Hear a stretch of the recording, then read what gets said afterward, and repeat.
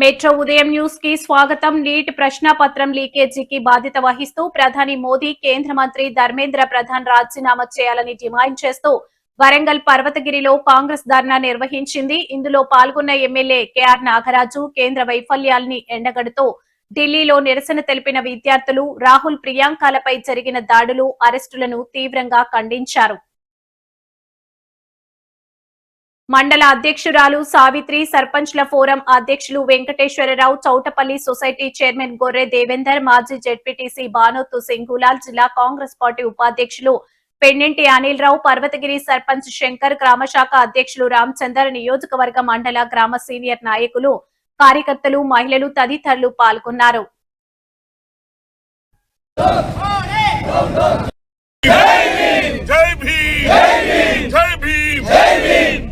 మరి నిన్న మొన్న జరిగిన సంఘటనలు చూస్తే చాలా బాధాకరం, దురదృష్టకరం.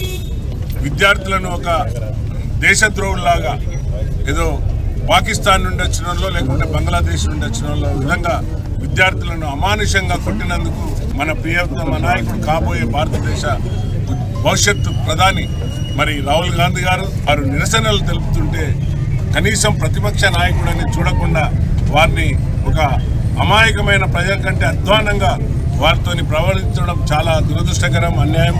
దాన్ని మేము తీవ్రంగా ముక్తకంఠంతో ఖండిస్తున్నాం. తక్షణమే కేంద్ర విద్యాశాఖ మంత్రి తక్షణమే రిజైన్ చేయాలి, తన రాజీనామా సమర్పించాలి, అతని పార్టీ నుండి కూడా సస్పెండ్ చేయాలి. మరి లేదంటే మోడీ తన పదవికి రాజీనామా చేయాలి.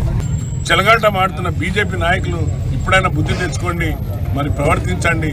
ఎంతోమంది మన విద్యార్థులను అమానుషంగా నిన్న మొన్న జరిగిన సంఘటనలో మీరు చేసిన పోలీసులు ఏదైతే వారి వ్యవహార శైలిని తీవ్రంగా ఖండిస్తున్నాం. వారిపైన తప్పనిసరిగా చట్టపరమైన చర్యలు తీసుకోవాలని మేము డిమాండ్ చేస్తున్నాం.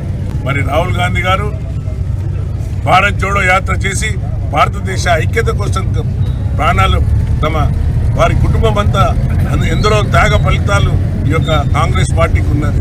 మరి కాంగ్రెస్ పార్టీ ప్రతిపక్ష నాయకుడైన రాహుల్ గాంధీ గారు విద్యార్థులకు సంఘీభావంగా తెలిపితే వారిని కూడా తీసుకెళ్లి అరెస్ట్ చేసి వారి పట్ల అనిశ్చితమైన వైఖరి చేసినందుకే ఈరోజు మేము అందరం ధర్నాలు చేస్తున్నాం.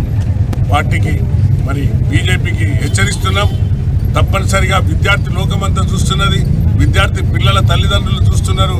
వారు ఏ విధంగా నష్టపోయినో, ఏ విధంగా ప్రాణాలు కోల్పోయినో వారి కుటుంబాలకు కూడా మేము సానుభూతి తెలుపుతున్నామని తెలియపరుస్తున్నాం.